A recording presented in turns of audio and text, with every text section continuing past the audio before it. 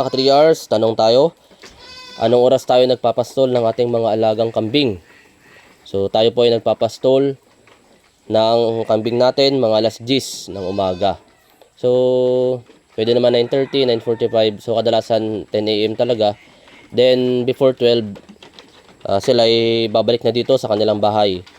Then after po nun, mga alas 2 and hanggang mga alas 4 to mag-aalas 5 ng hapon.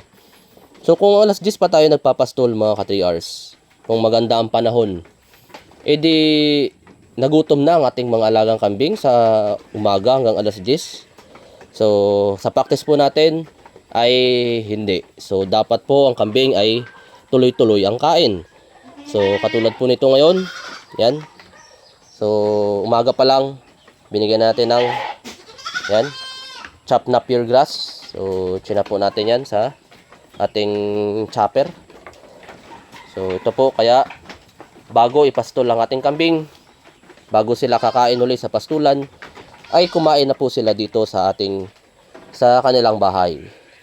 So yan po yung ating practice dito mga 3 hours. So yung iba kasi ang ginagawa ay alas 10 pa lang, yun ang unang kain nila. So sa iba naman ay hanggang tanghali. So hanggang tanghali ay nasa kulungan lang. So hapon na lumalabas, mga alauna hanggang magdamag na daw po yun sa pastulan. So ganun ang practice ng iba. Yan. So practice naman ng iba para hindi ubos oras, hindi iwas ang nakaw.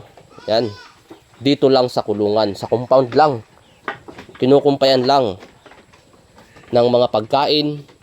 Yan.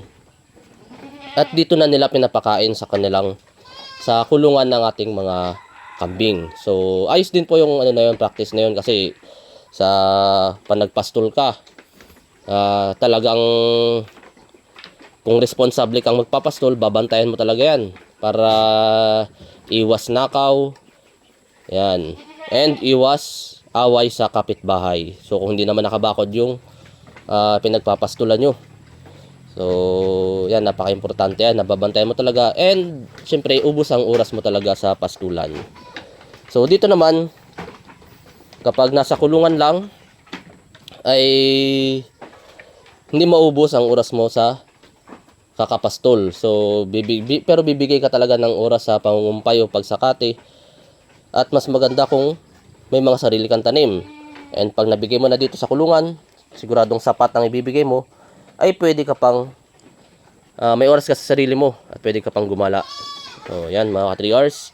Sa amin namang practice, kapag ganitong maganda ang panahon natin, ay ang ginagawa natin ay parehas. So pinapakain natin sa kulungan and pinapastol natin sa itong after nilang kumain, mga bago mag alas 10. Okay? So yan. Yan po ang practice natin mga 3 hours. Yan. Bago sila umalis dito sa kulungan ay busog-lusog na sila. So yung mga maliliit po na ganito, mga bagong panganak, yan, itong mga halos paanak natin ngayon ay hindi po natin sinasama sa pastulan. Dahil hindi pa naman yan masyadong kumakain ng damo. At prone sila sa mga sakit-sakit. Okay, mga 3 hours. Happy good farming po sa ating lahat. Like, share, and follow for more.